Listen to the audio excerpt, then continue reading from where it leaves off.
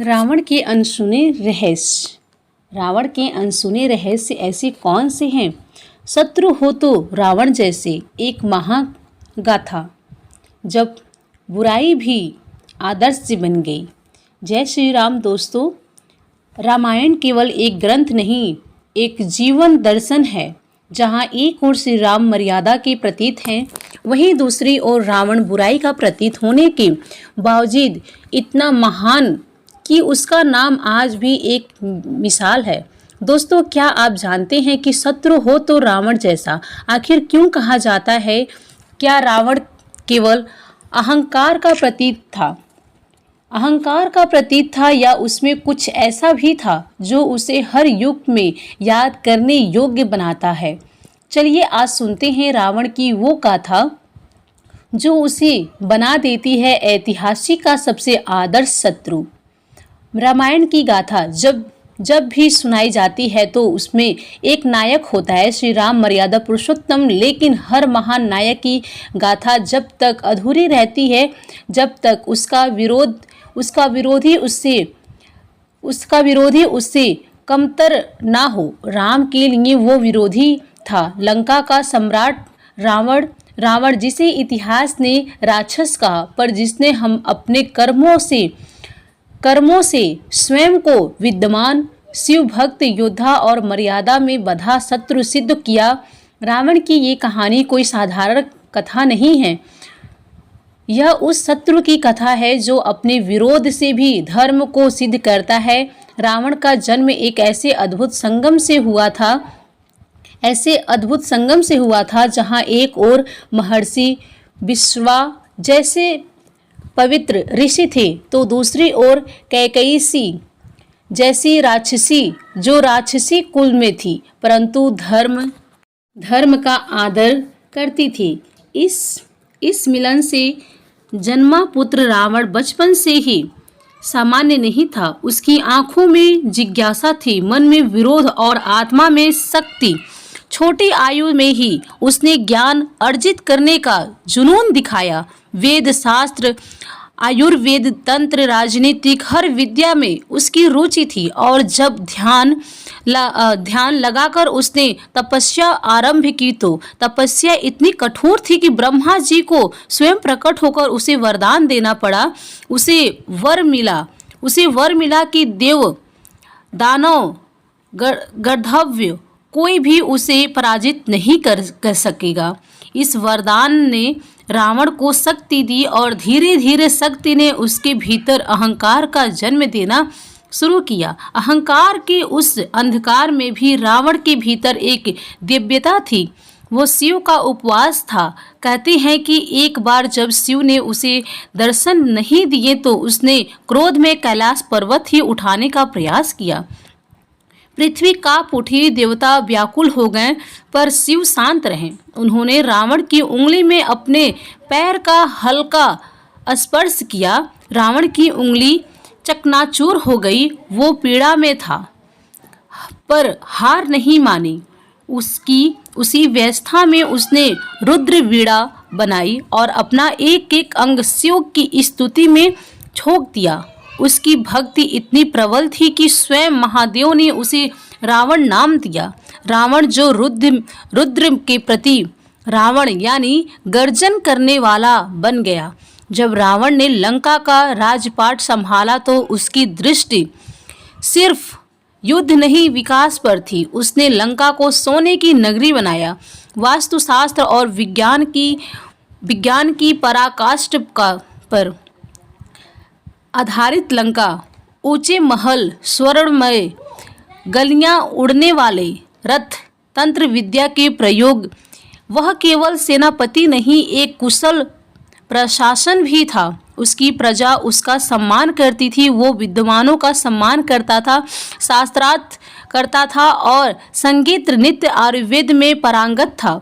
कहते हैं रावण के पास चिकित्सा और तंत्र के 14 प्रमुख ग्रंथ थे जो आज भी दुर्बल माने जाते हैं। वो राक्षस कुल में जन्मा था, लेकिन उनकी सोच महर्षियों जैसी थी और शायद यही कारण था कि उसके पतन की कहानी इतनी विलक्षण बनी। रावण के पतन का बीज उसके चरित्र में नहीं, उसके अहंकार में था। वो अपने सामर्थ्य से इतना अभिभूत हुआ कि उसे धर्म और अधर्म में फर्क दिखाना बंद हो गया। वे जो मर्यादाओं का पालन करता था वही अब उन्हें तोड़ने लगा। जब उसकी बहन सुपर्णखा अपमानित होकर रोती हुई उसके पास पहुंची, तब रावण के भीतर का भाई जागा, लेकिन वह बदला लेना चाहता था उस राम से जो स्वयं विष्णु थे।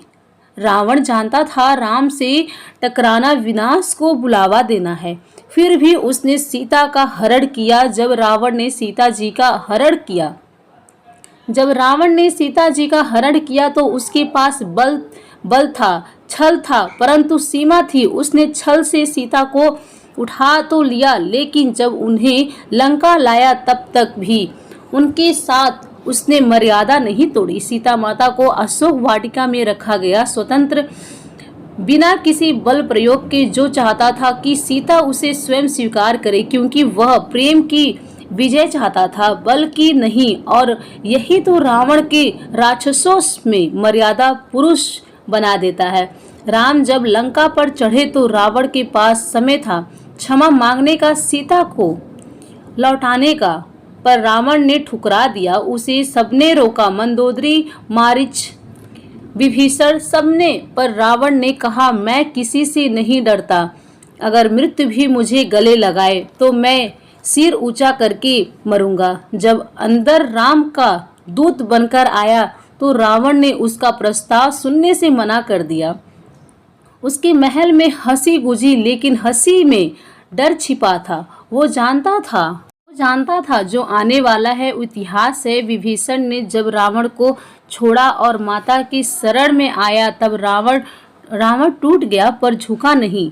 कुंभकर्ण और मेघनाद जैसे शक्तिशाली योद्धा उसके लिए लड़े, लेकिन एक एक कर सब मारे गए। आखिरकार वो क्षण आ ही गया जब रावण और राम आमने सामने थे। रावण के रथ की भयता देखता भी आश्चर्यचकित थे, पर राम की सरलता ही उनकी सबसे बड़ी शक्ति थी। रावण ने सब अस्त्र चलाए, लेकिन अंत में राम ने चलाया ब्रह्मास्त्र, जो केवल सत्य और धर्म के लिए उपयोग होता है। रावण गिर पड़ा, लेकिन चेहरा शांत था, जैसा कोई अपने भाग्य को गले लगा रहा हो। राम ने लक्ष्मण से कहा गए जीवन का मूल्य समझो, जाओ उससे ज्ञान लो।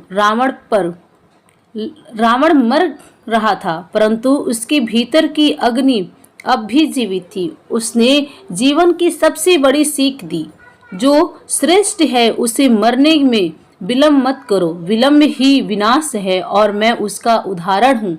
जब विभीषण ने अंतिम संस्कार करने से मना किया, तब राम बोले धर्म ये नहीं कहता कि मृत्यु शत्रु से भी बैर रखा जाए।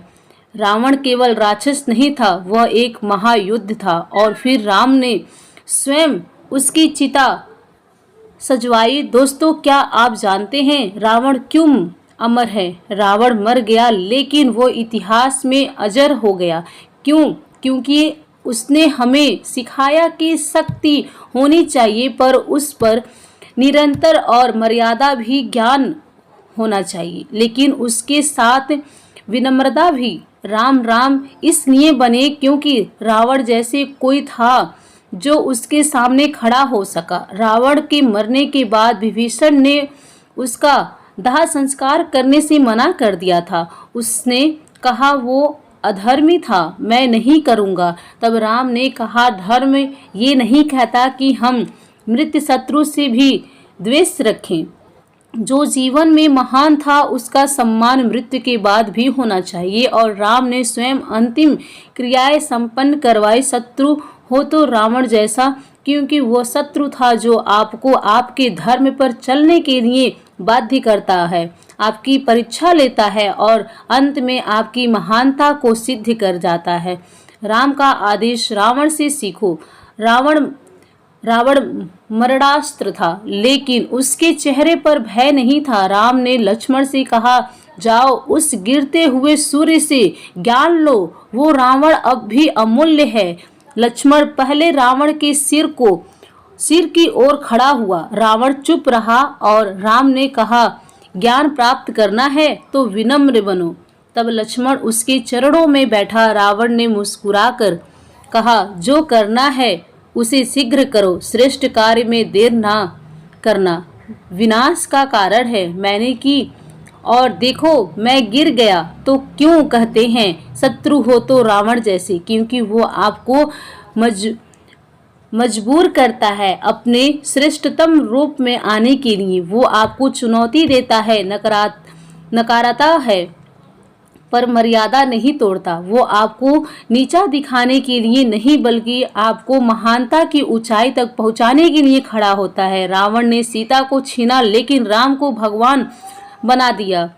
वो अधर्मी था लेकिन धर्म की नींव को मजबूत दे दिया। तो अगली बार जब कोई कहे शत्रु हो तो रावण जैसा, तो समझ लीजिए वो शत्रु नहीं, आपकी महानता की सीढ़ी है। रावण का राक्षस पर ऐसा जो भगवान का रास्ता दिखा गया, राम थे। भगवान पर ऐसे जिनके चरित्र को रावण ने गहराई दी। यही कारण है कि रावण आज भी जलाया तो जाता है पर उसकी गाथा हर दिल में अमर है। जय श्री राम। प्रेम से बोलिए जय सीताराम। ऐसी ही और भी रोचक और आध्यात्मिक वीडियो के लिए चैनल को सब्सक्राइब कर लें। दोस्तों, आपको ये कहानी कैसी लगी कृपया कमेंट करके ज़रूर बताइए। वीडियो पसंद आया हो तो लाइक करें और अपने दोस्तों के साथ शेयर करना बिल्कुल ना भूलें। कमेंट बॉक्स में जय श्री राम लिखना ना भूलें। फिर मिलते हैं एक और दिलचस्प वीडियो के साथ। धन्यवाद।